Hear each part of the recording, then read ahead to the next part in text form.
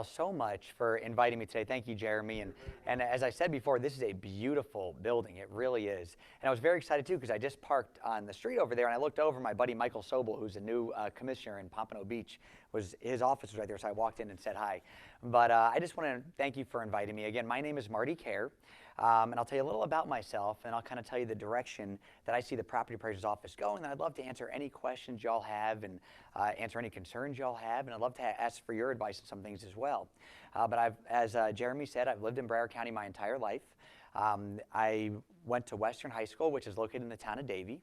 My dad, who's my hero in this world, was the mayor of the town of Davie for a while and a Davie Town Council member, and really is just my hero in this world, and I always wanted to be like him, and that's why I ultimately ran for office the first time. I went to school at a small school called Palm Beach Atlantic University, which is right in Palm Beach where I played baseball, and then I came back home and I went to law school at Nova Southeastern University. In 2006, I was elected to serve Western Broward County in the Florida House of Representatives, and I was reelected in 2008 and also in 2010. And then in 2012, I decided to come back home, and the voters of District 1 elected me to serve on the Broward County Commission, which I really loved. And then my last year, I was able to serve in a ceremonial title of mayor, which I really enjoyed as well. And then, of course, in 2016, the people of our county, all 1.8 million people, decided to give me the opportunity to serve them as their new Broward County Property Appraiser. And I have to tell you, out of all the jobs I've ever had, this one I love the most. It's only been about a month, but it is awesome. It is. It's great. And I know everybody here knows what the Broward County Property Appraiser does, but I'll just let you know anyways. It's really our job to determine the value of every single piece of property in the county, from commercial to residential to tangible personal property. And the reason that's important is because when your local government set their millage rates, the tax rates, whether it's the school board, the county commission, the city commission, special taxing authorities, the amount of taxes folks pay is the relationship between the tax rate and the value of the property. The higher the value of the property, the more taxes they pay. The lower the value of the property, the less amount of taxes that they pay. And so our job is really just to get it right. And what I always tell folks, it's not my concern about how much money local government gets. That's not my issue. My issue is just to make sure that the values are correct. And what we do is we'll certify a tax roll, we'll value all the property in Broward County. I think in 2016, for example, we had about $250 billion of just market value and about $154 billion of taxable value throughout the county. Then we'll give it to the cities, the counties, and the school board, and based on that value, then they have to determine how much money they need, and they'll set their tax rate, which the tax rate, again, is not my concern. My concern is just to make sure the value is correct. And so what we do is, I always tell folks, look, we're not always going to be 100% accurate. If you think that we've made a mistake, if you have different comps than we have when it comes to valuing your property, come on in, sit down with us, and we'll go through it together. And if we made a mistake, we'll adjust your value accordingly. If we didn't, we'll sit down with you and let you know exactly why and how we arrived at the value that you have. The other thing that we do, which is my favorite part about this job, is we provide exemptions and agricultural classifications and other types of classifications to folks who are entitled to them. So as you know, there's about 300 and some odd thousand homeowners with a homestead exemption in Broward County because it's their primary place of residence. Every single day we sign up more folks for homestead exemptions, for low-income senior exemptions, for veterans exemptions, for disability exemptions. And it really is, for me, the neatest thing to be able to help somebody and give them what they deserve. And in my mind, it helps them save a little bit of money so they can make ends meet and feed their families. And I think that's a very good thing. A good example is I spoke to a group actually very near here in Deerfield Beach in District 2, the District 2 City Commission District, with Gloria Battle, who is the commissioner for that district, about a month ago. And many of the folks in that district are low-income folks. And I spoke to them. By the time we were done, we signed up 5 folks that were there for the low-income senior exemption, and that was a very good feeling. And so we do that every single day. There's actually a new exemption that I'm very excited to be able to give out, which I think is very important when it becomes available after this legislative session, and I'll tell you what that is. The people of the state of Florida put in the Constitution a new exemption that would exempt from property taxes first responders, police officers, and firefighters who became totally and permanently disabled in the line of duty. And we don't have it available yet because the legislature needs to pass an implementing bill to give us the parameters as to how we apply that to those folks. And I can definitely tell you there is a good amount of folks, of people here in Broward County who have become permanently disabled as a result of serving us and protecting us. And what's interesting about this law is you didn't have to become permanently disabled in Florida. You could have become disabled or elsewhere. And so a good example is we have a number of people after 9/11 that have 100% disability as a result of the injuries they sustained on that day, and they've retired and moved here to Broward County, and so those folks would qualify. And so I'm really looking forward to issuing that exemption because I think it's the least we could do for people that put their lives on the line for us every single day. So that's kind of a general overview of what we do. The other thing that we do as well is we have a pretty aggressive fraud division, and that's also very important as well. Because my motto is when people pay their property taxes, they should just pay their fair share. Not too much, not too little. And if you're entitled to an exemption that you're not getting, you're not paying your fair share, you're paying too much. If you are frauding the system, for example, if you have 2 homesteads, let's say you have one in New York and one here, that's illegal under Florida law. Or if you have an agricultural classification, but you really don't have a farm, you're just kind of trying to play with it a little bit to try to trick folks into giving you that, that means you're paying too little, you're not paying your fair share, and what that means is that everybody else that play by the rules are going to pay more money. And so we have a fraud division that goes out every single day, and they find the people that are trying to defraud the system, that are not playing by the rules, and that's a very good thing as well. And that's really the function of our office. We have about, Scott, but, oh, thank you. Oh, I mentioned this before, but Scott gave me, these were, as I mentioned, the taxable value before. You know, in 2016, there was $240 billion of just value in Broward. It's now, the taxable was $155 billion. And for 2017, which is very preliminary, and I told the city this is very preliminary, do not rely on this. This is not the number. There is potentially a 5% increase in value to about $165 billion for the taxable value. But this is just a very neat job where the role that we play, we get to basically interact with every single person in Broward County, and we get to play an integral role for local government as well. So I really love it, and I feel very blessed to be able to do it. And I appreciate what you all do. You know, I really believe that our local economies live and fall with the real estate market. As you know, when the real estate market is booming and people are buying, whether it's single-family homes or commercial properties, the economy tends to do very, very well. Because if you buy a home or if you buy a building, you also have to buy stuff to put in that building, and it creates jobs and people do good. And then, as you know, when you have downturns in the real estate market, you also have downturns in the economy, and you can see that. And so I appreciate what you all do because I believe that real estate agents and folks in your field play such an integral role in our local economy. And you also do something that's very important as well. You know, I have a very young family. I have a beautiful wife who I always tell folks I married up and she settled. Nobody disagrees. And we have 2 little girls. They're gorgeous. I love them so much, 7 and 4, Brianne and Cameron. And we also have a dog and a cat. I'll just tell you a quick little story.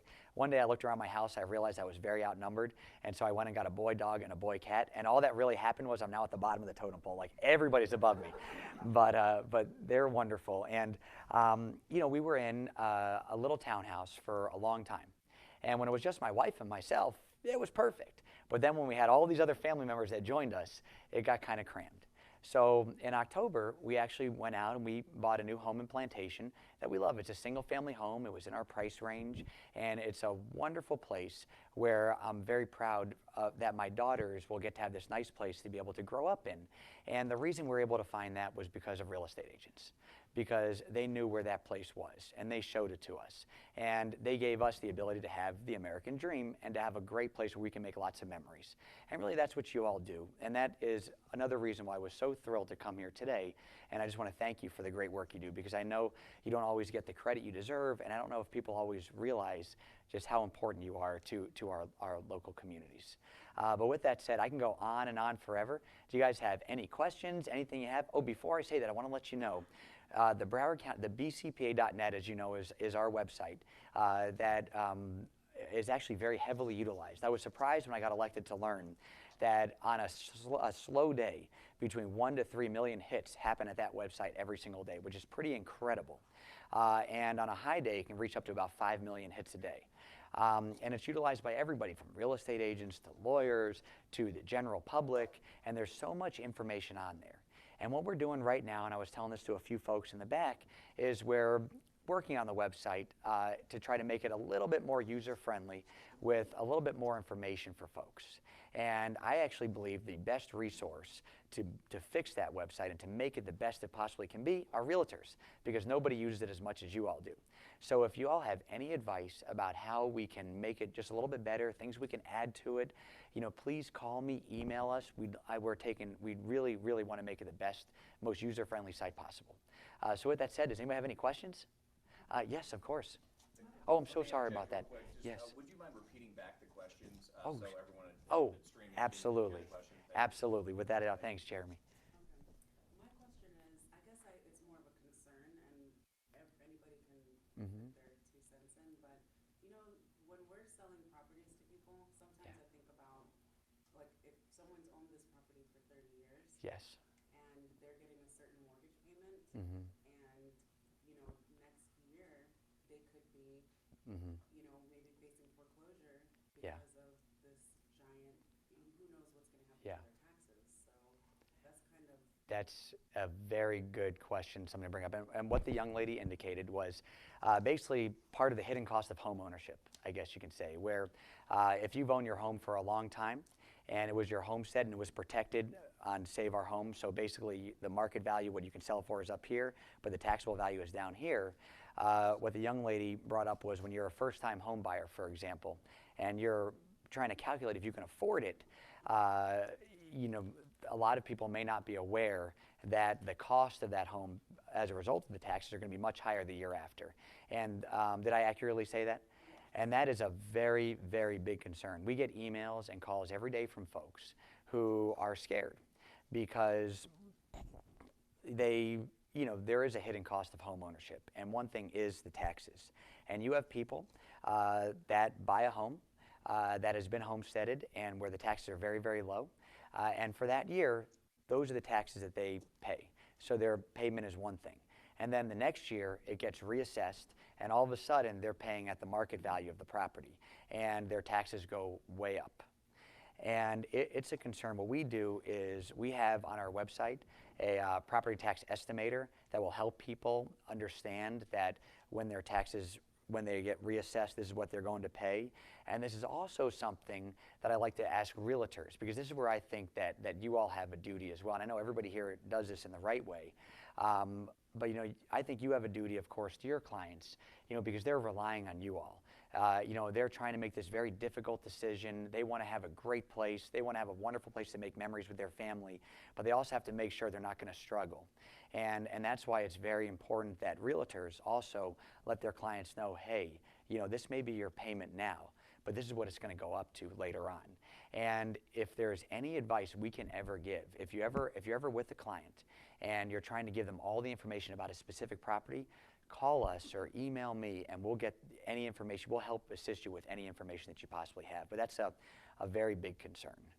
It is, because it's very sad when you see folks losing a place because all of a sudden they just can't afford it. It's really sad, and we want to prohibit that. But great, thank you for bringing that up. Definitely. Yes, sir. Do you have like a rule of thumb or like a rough estimate that you look at a property at a certain price? It's like, the taxes will be around there.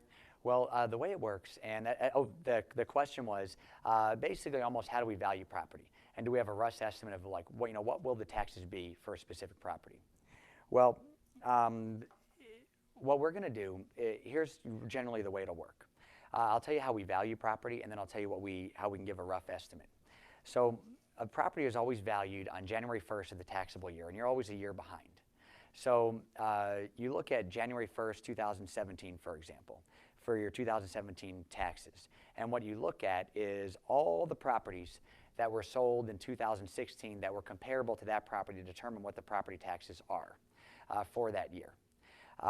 And so a sale of a home will generally be one of those comparable properties. So when we do everything on a mass appraisal basis, so when we appraise the homes, it's generally going to be based on the sales from 2016. But the easiest thing to do for your client is if you go on our property tax estimator, if you know generally what the selling price is going to be, what you have to do, take the selling price, knock out 10% for the cost of sale.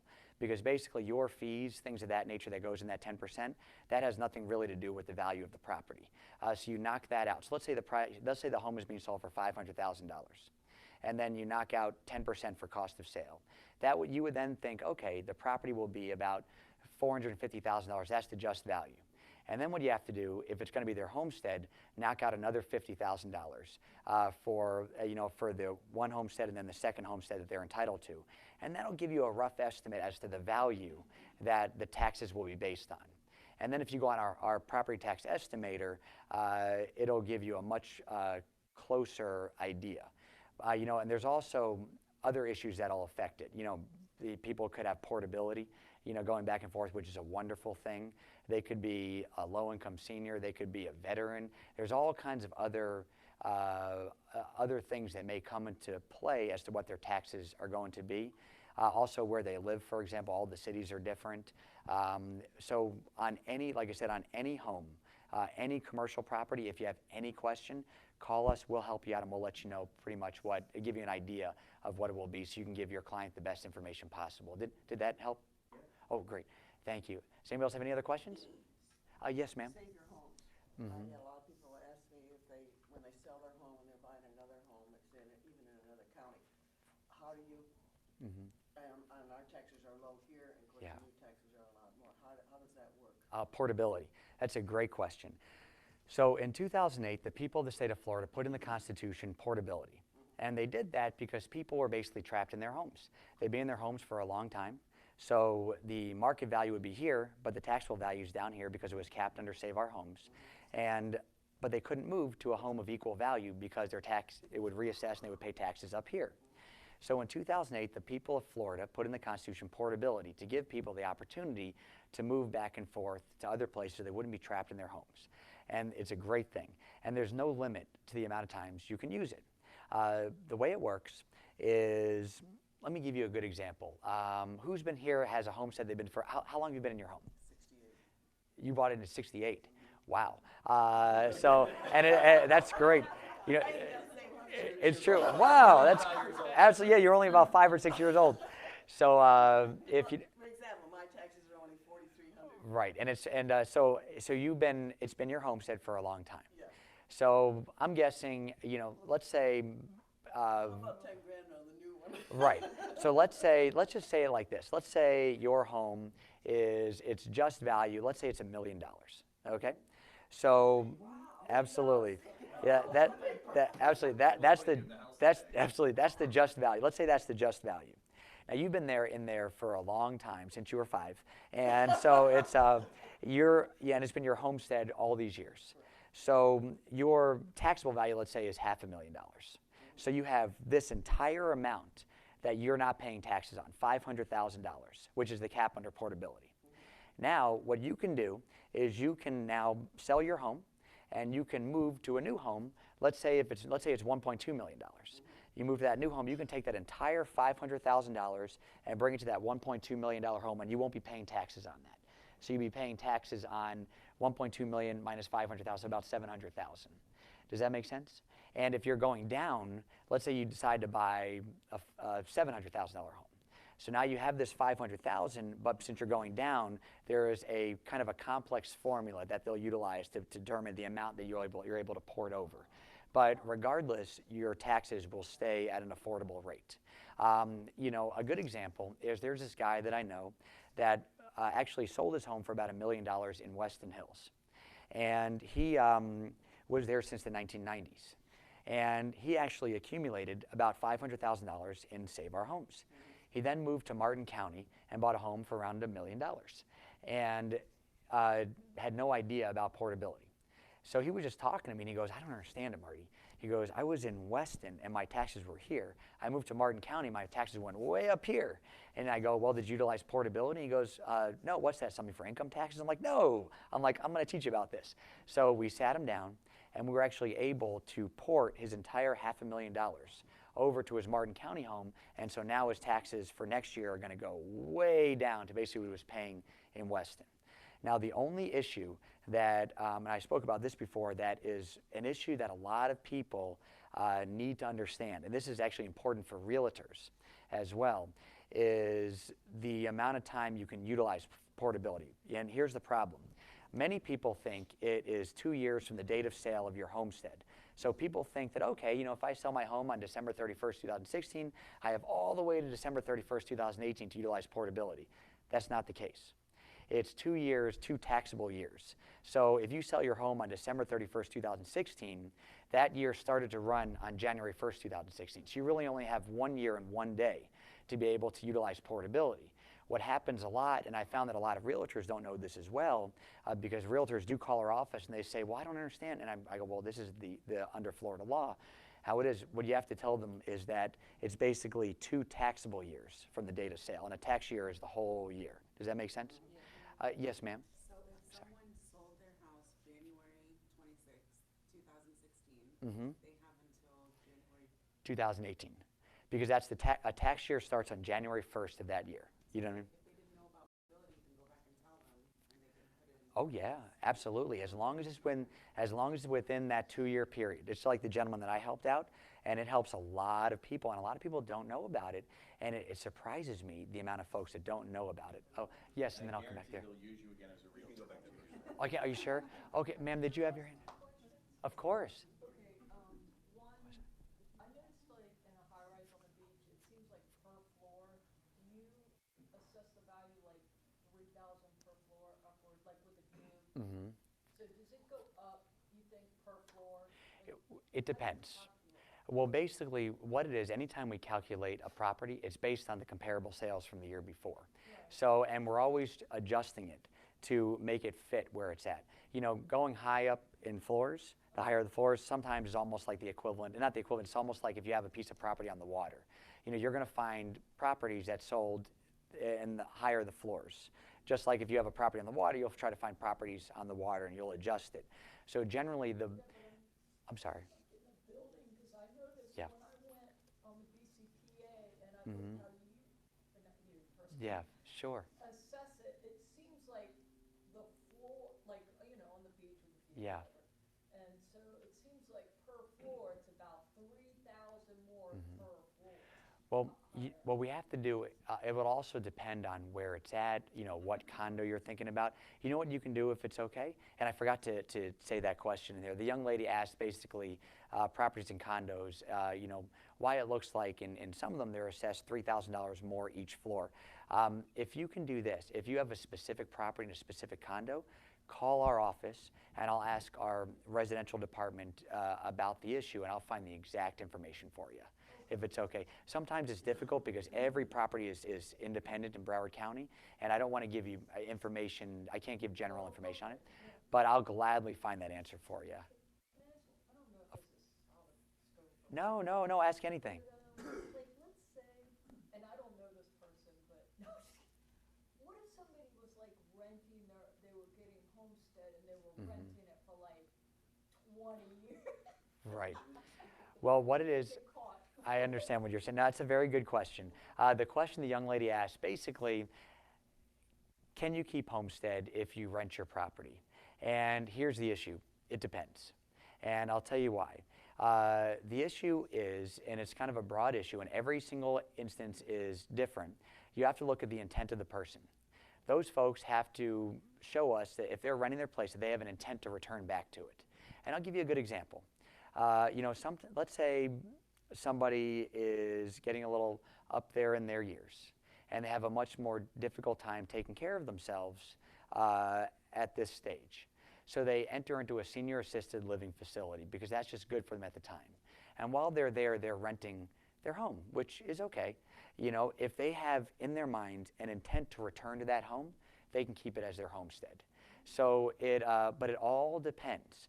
There are other folks that can't prove that where their intent would show that no, this is not their homestead. They rent this here, but they have this massive place over in this other part of the country where they spend, you know, 11 months out of the, I mean, there's all kinds of things that we'll look into, but everyone is independent on you have to look at everyone independently. Now, the ones that are the easiest are when you find folks that have 2 homesteads. Then they can't have that. So a good example is, I think in New York, it's called the STAR program. I think that's what it's called, where they get a big tax break on their property in New York. If you are a person that gets that tax break there, you also cannot have a homestead here in Broward County, which would be illegal. And so those are the folks, we work very closely with New York and all the other states and other areas throughout the country, and we find those folks and we take the homestead away. But when it comes to renting, it really is just these people have an intent to return back there. Yes, sir. So, okay, another question, but just to clarify that, so if you're taking a year off, you rent out your house for a year, travel, whatever, and come back, no problem with that? It depends. Everyone, like I said, every single. Let's say seasonally, a lot of them Right. set it up seasonally and then Yes. come back. Well, it depends. We'll look at a lot of things. For example, we'll ask you to show us where's your voter registration, where's your driver's license, all these different things. We're gonna look, ask people to bring in certain things to prove to us that this is their primary residence, and so it's and that's why it's hard to not be evasive on this one, but and I'm only being kind of generic because every property and every property owner is independent, and so we look at each one on an independent basis, but. It is. Oh, I'm so sorry about that. Did you have one more question? Of course. Yes. In regards to values, you have your assessed values, Yeah. on BCK, and you have your market values. Yes. How often are you updating your market value? How do you go about getting those market values? Because we look at Zillow and everything, it's all Right. And so we're wondering, how accurate and how do you Sure. calculate those? Great. The question was, how do we calculate the market values for property? Well, we do everything on a mass appraisal. Well, first of all, I'll let you know, we personally visit every single residence and property in Broward County once every 4 years. But every single year, through a mass appraisal process, we determine the value of each property, the just value of each property every single year. And we do that based on the comparable sales from the year before. So every single year, January 1st, we're updating the values, at least the market value. And then we're also going to be, updating the taxable value as well. This year, for example, the Department of Revenue indicated to us that if somebody's homestead, that the consumer price index is 2.1%. And under Florida law, their taxable value can't go up more than 3%, or the consumer price index, whichever is lower. And so this year it'll be 2.1%. So, right now we're still calculating and determining what the 2017 values are. And eventually we're going to, based on last year's sales, determine what those values are, the market value. And then we're going to apply different exemptions to come to the taxable value. And then the folks that have the homesteads, their taxable value won't be going up more than 2.1%. Does that make sense? I know it was a long-winded answer, but that is the best I can answer it. I hope I did. So for 2017, I'm looking at the market value. Yes. Tax assessed value can change depending on, you get 3%. Right, it does. Homestead, that sort of thing. Right. But the market value, just wanted to get a rough idea, okay, what's that property worth? Yes. Well, you have to. 2017, are you done for this? We're working on it. We'll know basically everything in for our perspective. Here's what realtors need to know: everything is kind of a year behind. That's what, on tax purposes, everything's a year behind. So if you look at the values right now, you'll see the 2016 taxable value.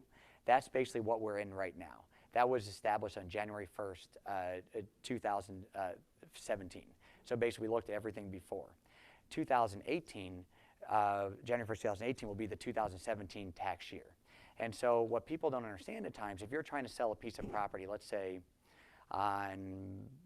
July of this year, more than likely, the numbers that we have on our website remember, because we're 6 months basically behind, the numbers are going to be it's probably going to be less than what the value is at this time. Does that make sense? So, and as realtors, you would know that by the market during that time as well. And so I hope that answered the question. It's a great question. Yes, sir. It's nice to understand how portability works. How can we advise someone to utilize it? What's the next step? Well, the first thing that, and that's a great question. The question was, it's nice to understand how portability works. How can you advise people how to utilize it? Well, I think this is where realtors can be incredibly helpful to folks. What you can tell them, if people are looking for a new home, talk to them and say, okay, you may be the realtor that helped them sell their home, you may not have been, But if you know that they sold a home that was their homestead, or if you talk to them and say, hey, did you have a home before that you sold and was your homestead? Great, when did you sell it? Then what you can tell them is, okay, you know, by the way, if you buy a home within this time period, you'll be able to take that part of the value that you weren't paying taxes on. You're going to be able to transfer that to your new home. And you have this amount of time to do that, or you lose it. And I think that would be very helpful to people when they're deciding when to buy a new home, because that's a big chunk of money. It's a great question. Yes, sir. Oh, I'm so sorry. You've had your hand up for a long time. I'm so sorry. May I? Yes. Not everybody's a realtor, not everybody's a mortgage company. Right. Title company should be informed of that, first and foremost. Absolutely. See what did you sell and what are you buying? Mm-hmm. Because they always ask you about homestead. Yes, they do. I think they should be educated, just a suggestion. Because not Yes. everybody's a realtor, not everybody has a mortgage company. Mm-hmm. I still meet seniors today that don't have computers. Yeah. They don't have a cell phone. Absolutely. You know, that's the question the gentleman, the gentleman had a great suggestion where he said that we should also work hard to inform title companies as well. And that's, I agree 100%. And I'll tell you something else that we do too, is when people are first-time home buyers, they always get a letter from our office. Now, we won't know really when they sold their property before, but if people are first-time home buyers, they'll get basically a letter from me, and they'll go through, you know, what they're entitled to, how to file for homestead, and also talk about portability as well, you know, and from my understanding. And what it'll do is, Scott, it does talk about portability, right? It does. To try to educate them a little bit about, you know, what they have to do and what to make, you know, so they can get everything they're entitled to under the law. That is a great question. And yes, sir. An example, I was in a listing meeting not long ago, and the owners lived on this property for about 30 years. Okay. And they're about to downsize, and when we looked at what the taxes could be on the new property without portability, they were shocked. Oh, yeah. It was well over what they were already paying. So it was actually an easy situation where we actually went online and did the portability calculations, not much more than a multiplier, really. Yeah. And we found that they would be able to take about 50%. It's a big deal. And They went to their new property and took 50% off the just value, and voila, absolutely. And down to $1,000. which is a huge deal. Did you use our website to do that? Yeah. Great. Very easy. Can I ask you a question? Did you have do you have a hard time finding the portability calculator? Or is it? It is a little bit, but I knew it was there, so I just kept looking. Yeah. What I found from folks is it's something that I need to fix, is that for a lot of people trying to find the portability calculator, it's almost hidden. I have to make that more prominent for people to be able to find. Scott, can you make sure we do that today? We'll fix I'm going to try to fix our website today. I will. And then can I go over here and I'll go right back to you? Thank you so much. Yes, ma'am. Well, it's about portability. Sure. Is that a regional thing? I mean, is it It's a statewide thing. just Florida? Just Florida. Basically, the people of Florida put it in the Constitution in 2008. So as long as you're moving somewhere from one place in Florida to another place in Florida, you're able to utilize it. Okay. And it's for second homes? Well, you have to have. You have to have your first home. The home that you're moving from. It doesn't matter what home, as long as you're the home that you're selling now. Okay, so does it have homes? It has to be a homesteaded place, because that's the only way you would have accumulated the assessed value. That basically, when you file for homestead, under Florida law, You get your $50,000 of exemptions, but more importantly, I think, is now all of a sudden you're capped. So basically, it doesn't matter how high the market value goes, your taxable value cannot go higher than either 3% or the CPI, the Consumer Price Index. And so it keeps your taxes very low. And so whatever that gap is, that's what you're able to transfer over. So the sooner you buy in Florida, the better. Yes. Well, absolutely. You know, it's, absolutely, definitely. Well, you just and you have to make sure that once they sell the one home, and it has to be a Florida home. So once they sell that one home, they have the 2 tax years to do it. So, and then it's just, that's where it gets confusing. I wish the legislature would fix that and make it 2 years from the date of selling your home, but unfortunately it's not. But that's a great question. Thank you for asking that. I think a lot of people, yes, sir? Can you just clarify again the portability, the just versus? Of course, absolutely. So The gentleman asked if I can clarify the portability one more time. And that's a great question. It's very, portability is, it's definitely complicated, and many people have a difficult time understanding it, and especially when you get into intricacies, when you're downsizing, it gets very complicated. But the way it really works is if you have a homesteaded property, basically your primary residence that you've had here, and you've had it for some time, you have how much the property is worth, basically what a willing purchaser would sell to a willing seller would pay to sell to a willing purchaser. You know, an arm's length transaction. That's the market value up here. But you have your taxable value here. And the reason that value is so much lower than the market value if it's a long-time property is because you homesteaded it here, and then once you homesteaded it that year, when the homestead kicks in, your taxes can't go up more than 3% every year, or the cost, or the CPI, the Consumer Price Index. And so as time goes by, it just grows, and grows. And so the market value's here, but your taxable value's here. And so there's all this that you're not paying taxes on, and up to $500,000. And so you're able to take that $500,000 if you're upsizing or buying a house of equal value and move that over. If you're buying a house of lower value, there's a formula that goes in to show how much you can take over. Did that answer it? Yes, thank you very much. Oh, great. Oh, Thank you. yes, You ma'am. do that strictly online, or can you do that at a closing on your own home and have your closing agent handle that? Well, ultimately they have to come through the Broward County Property Appraiser's office to do it. In other words, I have to go online to you, or do I have, They- or how about the other county? Well, what happened, here's the way it works. Remember the Martin County example that I gave before? The counties work together. Now, at the end of the day, the county that grants it is the county that you're moving into. So the gentleman that I spoke about before, what happened was our office had to verify that he had that Save Our Homes accumulated, that amount of assessed value accumulated for Martin County. Then we sent a form that the Department of Revenue has provided to us to Martin County, and then Martin County takes that form, and then they grant, because the new homes in Martin County, valued that he won't be paying property taxes on. And yes, ultimately it has to come through us. Well, depending on if people are moving here, wherever, if the property's here, then what they have to do, either the person can do it, or they're somebody that the real estate person, the real estate agent can do it, or the mortgage broker, whoever wants to. All they have to do, they have to contact our office, and then we'll walk them through the steps, and then we'll determine, you know, based on what we see, the amount of portability that's there, and we'll apply it to the home. Does that answer the question? Great question. Yes, ma'am. What if they buy the house first, and then they sell their existing house later? That's okay. That's okay, as long as it's, so the question that this young lady had was, what if somebody has an existing home with their homestead, and they keep that home, and then they buy another home? You know, will that prohibit them from transferring it over? Is that the question? That wouldn't prohibit them. What'll happen is, you can only have one homestead. So you don't even have to sell the home, as long as you transfer your homestead. So basically, you can have a home with a homestead, and you can buy a new home. Now, let's say you want to make this your new homestead.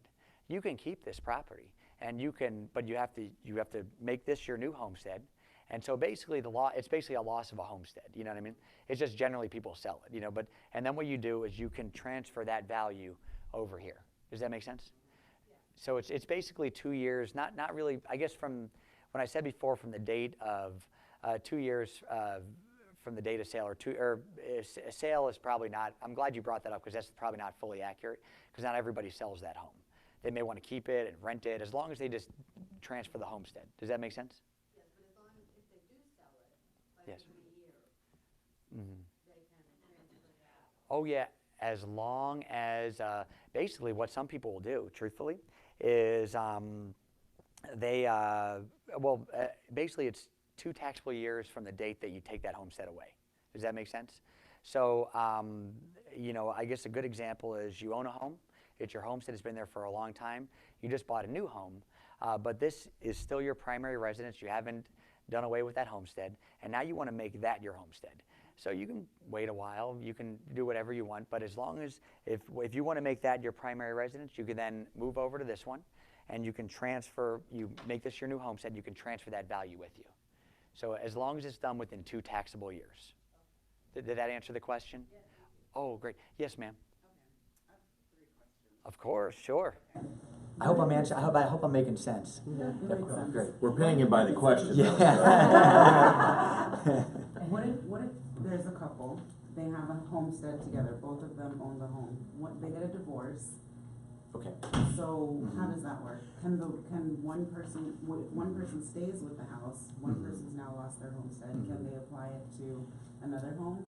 Yeah, Scott, do you know I know the answer to it, but are you coming up to tell me? Oh, what it is basically, it all depends on the facts. So the way you can a family unit can only have one homestead, okay?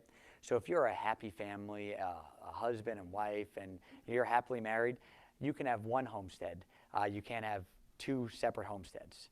But if you're not a family unit, let's say you don't get divorced, you want to get divorced, but you're really not, I mean, you're just not a family unit. You know what I mean? You decide for some reason you're not getting divorced.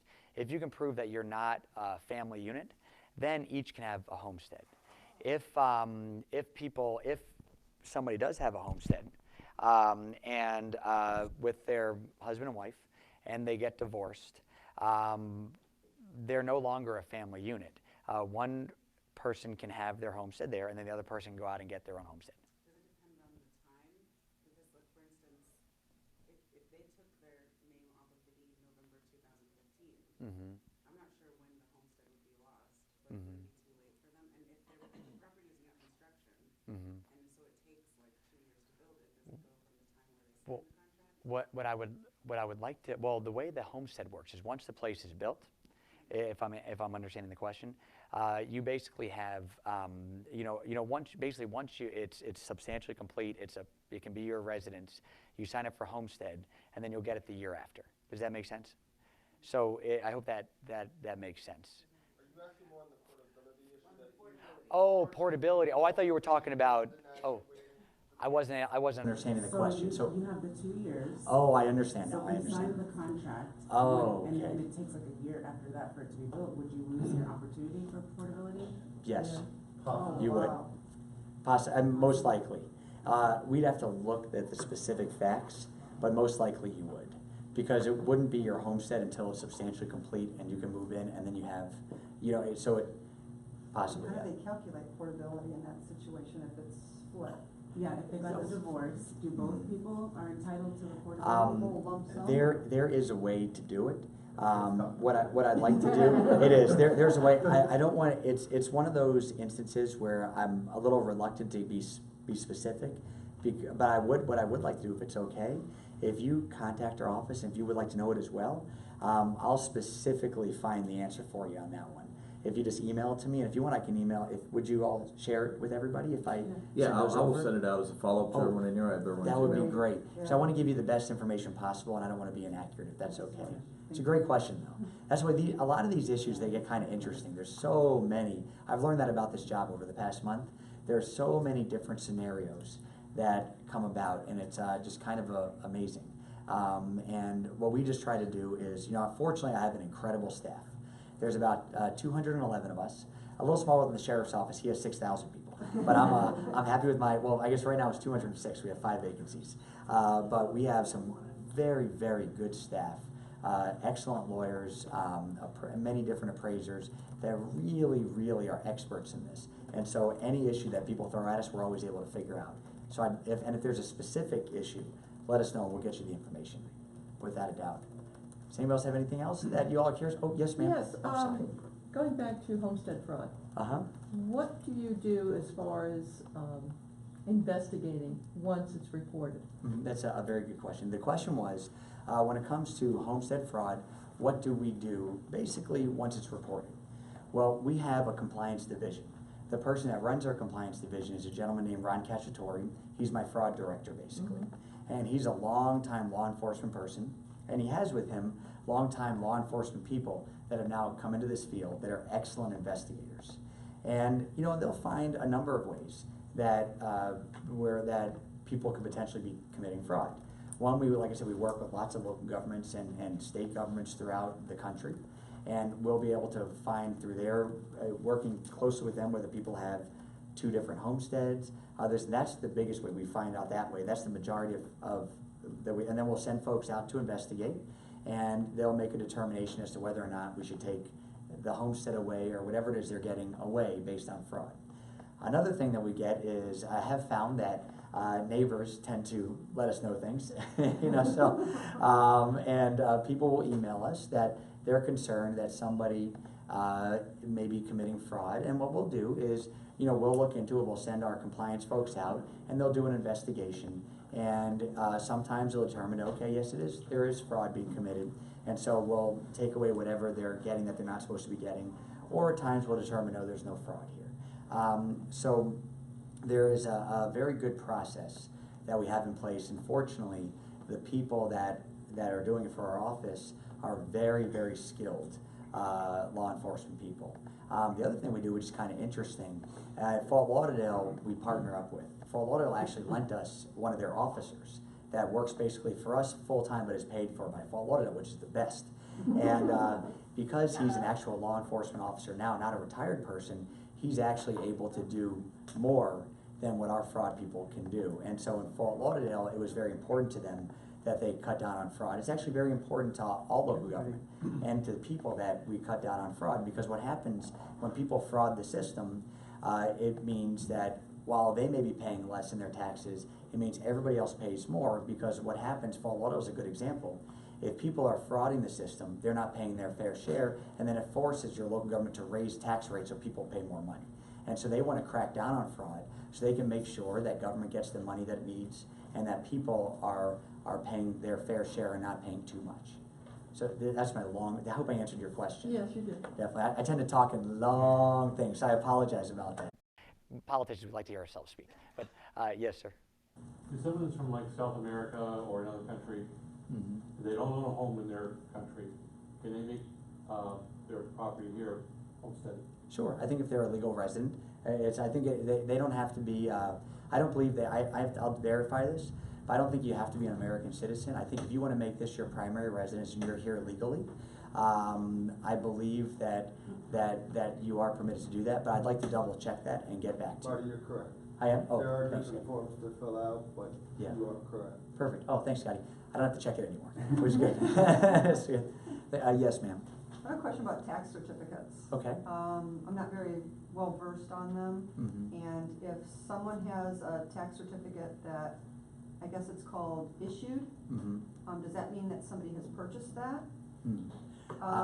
Let's say for 2015, and then they haven't paid their taxes for 2016, which of course they've got a little bit of time. But if they don't pay their taxes in 2016, and a tax certificate is issued again and somebody picks it up.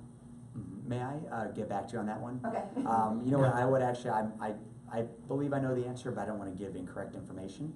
And what we'll do is, would you also email me that as well? And I'll get you the specific procedure that local government follows with regard to that, if it's okay. And the question was, sorry? Oh yes, the question was with regard to tax certificates. You know, what happens and what does that mean for a specific property and for the people that have the certificate? Definitely, I'll get that for you. I will find out. Do you have our information? Yes, you do. Oh, great, excellent. I Yes, purchased sir. tax certificates years ago, Okay. and they have 2 years to file for a tax deed. Okay. So whoever is the tax deed holder, the winner of the auction, then has 2 years to apply for a tax deed. So you still have 2 years to pay those taxes off. It's a process. Purchase both of them? Yeah, you could have the same owner on 2 or 3 different years. Yeah.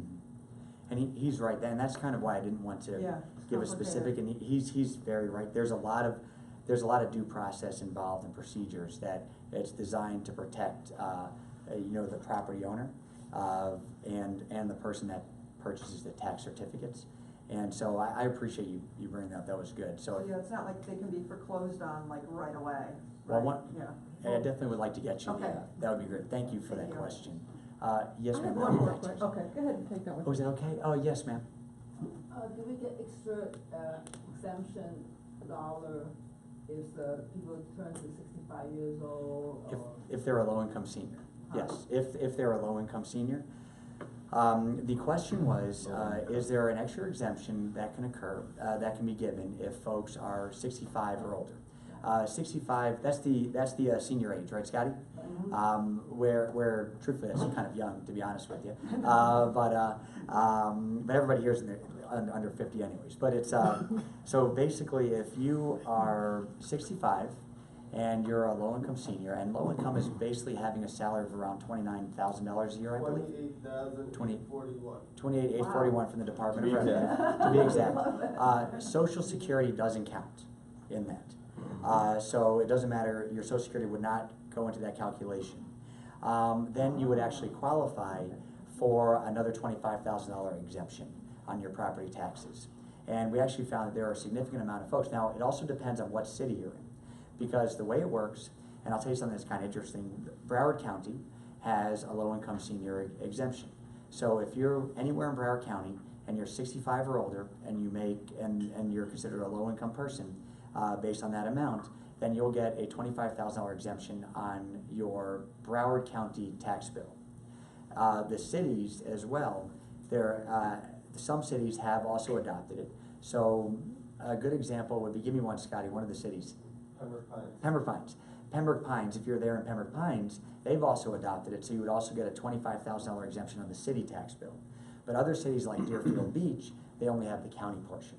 But I'll tell you something that I've always been kind of proud about. It's something that's kind of neat. When I was in the legislature, I served from 2006 to 2012.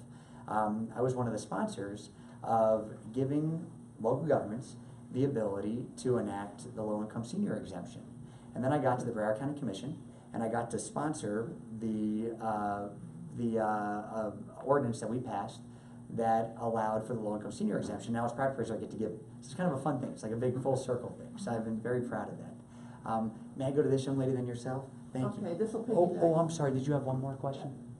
Just to recap, so if you're living in Pembroke Pines, that's city and county, so you have Yes. 50,000 then? Yes, that's if Scott was right about Pembroke Pines. Oh. You know, well, it's on the, basically it's not a $50,000 exemption.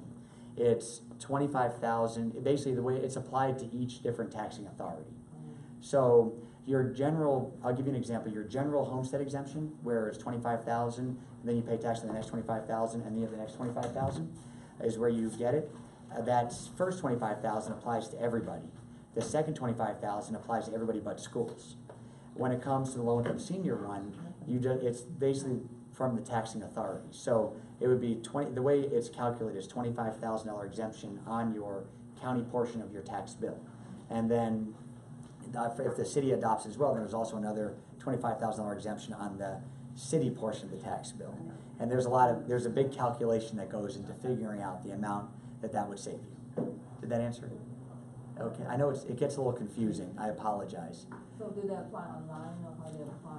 Oh, but they could apply online. They can call our office. We'll walk people through it.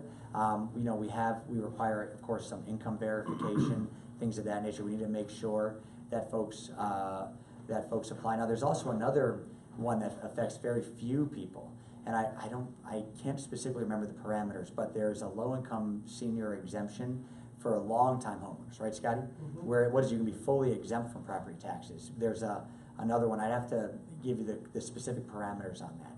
But all of these exemptions, actually, if you go on bcpa.net and you click on exemptions, lists every single one. And I think for realtors, it's very helpful because as you're showing properties and you start knowing the people that you're with, you can help them. You know a good example, and there's a few folks in Broward County that are like this, are veterans who are combat disabled. A combat disabled veteran is exempt from the amount of property taxes of the percentage of their disability. So if they're 100% disabled from being combat disabled, they get 100% exemption from property taxes. If they're 10%, they get a 10% exemption from taxes. It's a big deal. And so all these things are out there, and I think as realtors, it's, you know, I think it helps to try to show people that, yes, you can afford this home, or this is what you should do, and as they're looking, because at the end of the day, people are just looking at their bottom line. They want to know what they're going to pay, how much it's going to cost them. It's a good question. Yes, ma'am. Okay, piggybacking on what you just said, I'm aware of the fact that you only get the $125,000 exemption on the school taxes. Now, for a senior, I know other states offer substantial discounts for seniors on school taxes. We don't, of course. We don't. Is there anything in the future that could affect that? Because the The senior exemption is not that much, it's only about $300 Right. a year. It is, it's true. And, Yes. you know, Not that I'm aware of. For any exemptions to come about, it would have to be a constitutional amendment. And the only way to get a constitutional amendment for Florida's constitution is if the citizens of Florida sign enough petitions, I don't remember the exact amount, to put it on the ballot, or if the Florida legislature puts it on the ballot. And I haven't heard of that happened. The question was, and I apologize, I did it again. The question was whether or not there could be any potential exemption for seniors when it comes to paying school taxes. And there has been nothing that I've been made aware of that is going to be put on the ballot for that. thank you. Great question. Definitely. Does anybody else have any other questions? I think, y'all sure? Oh, yes, that's right, I apologize. Senior, you said that low income as an individual, the cap on income was about 29,000. Yes. And how about a family, like husband and wife? It doesn't differentiate, it's gonna be the Family income. Family income, household income. Now, it's, I will say this, and this is where I need to get a little bit of clarification, but it's basically just the income that you bring in that year. Now, there are people with substantial assets, remember, and Social Security doesn't count, that still qualify because that's all the income that they have throughout the year. So it's kind of an interesting thing. I mean, there are, it's designed for low-income people, and that's where it should be. But we're actually I'm trying to get clarification, truthfully, from the Department of Revenue as to whether or not a person with substantial assets or a good amount of assets that really isn't a low-income person, but just based on their the money they have coming in that year, not counting Social Security, if they would qualify, and I think they may. So there are some issues that we're trying to get some clarification on. Thank you. Yes, Scott. Help. If you go on our website, bcpa.net, and go to homestead and other exemptions, it's a lot of detail regarding the documents that are needed, the amount of income allowed for low-income seniors and other exemptions that require adjusted income. So if you go to bcpa.net, it really, there's a lot of wealth of information on the exemptions and the qualifications that are needed. And by the way, and the other thing that we will gladly do, like I said, I want us to be a resource for everybody in Broward County. And we definitely want to be a resource to our realtors and folks in this industry. And so like I said before, if you have a potential client, and let's say that client says, yeah, I was a first responder and I was injured, send them our way, even if they haven't bought a place yet. And we'll ask them to I'll have them bring some documentation, and we'll let you know whether or not they're going to qualify later on for some type of exemption. I mean, any way that we can provide information to you and your clients, it would really be our pleasure. I mean, I look at us as, a resource for the community. I have the honor of representing everybody in our community as an elected official, and we're here to serve our community. And so if there's any way that we can help you, give you information so you can make, your job a little bit easier, but also more importantly, so you can provide the best information to your client, we're more than willing to help out. It'd be my pleasure. Definitely. Just call, email me, and we'll get it going. Definitely. Yes, ma'am. Just want to give you a thumbs up on the usability of the website. Thank as you. I've watched it kind of grow over the last couple of years. One of the things that I really like is how you can click on the permits. Not every city has it popping up yet. Pompano so far is up and running. Easy to see a permit in Pompano. Some of the other ones, Oakland Park's a little more difficult. Yeah. Deerfield's good. Deerfield's popping up. But not all of them are popping up yet. But that's a huge help for us. Oh, thank you. I know that was something, and by the way, my predecessor, who is one of my dearest friends, Lori Parrish, I think she's one of the best elected officials our county ever had. The only reason I'm proud to praise her now is because she retired. That's the only reason. And she's really enjoying retirement. What she told me a while ago was, Marty, seek the advice of the realtors and folks in the community about how to make the website better. And I think the permit issue was something I believe that she got from the community about something they would like. And so that's how we make it better. And that's why I really appreciate you bringing that up, and why, believe me, I'd be thrilled for folks to give us advice about how to make it even better. Because like I said, I want this to be a resource and something that you can rely on, so you can, because you're making tough decisions every single day, and you want information. And so any way that we can help, it's my pleasure, and your assistance in helping us make that better is so helpful. Compliance would be another good one. Oh, yeah. Somewhere quick and easy on that site, if we could see if there's been any code issues. Sure, or liens thing. any Yeah. fines of any kind, or if it's hindering it, You- then it helps us kind of communicate that to the client. Absolutely. That's actually a very good point. You know what? We're actually, It's difficult to find a code issue. it is. You know what? And that's actually that's very helpful. What we can do is, Scott, I think yesterday, didn't we, the City of Hollywood Code Compliance folks are meeting with us. You know what? I'm going to run it by them and see if we can start working with the different cities to bring that information, to light for you all as well. So. Marty, I don't know if maybe I missed it. We are working to make the website better than what it is today. So if there's ideas like the permit idea, please let us know, because that's how the website's gonna be able to help you guys the most, help other residents the most. So the more ideas you guys feed us, the more we can put on the website, the more information we can provide. He's right, and we'll work on the code compliance one. That's a very good one. Okay. That definitely is. Yeah, that would really help. Absolutely, thank you. And anybody else have anything that you're curious about?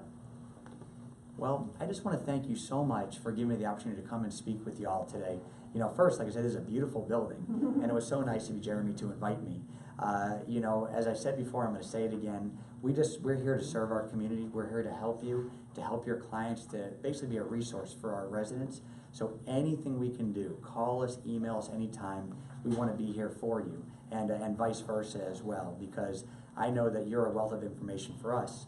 And I just really appreciate what you all do. So thank you all so much again. And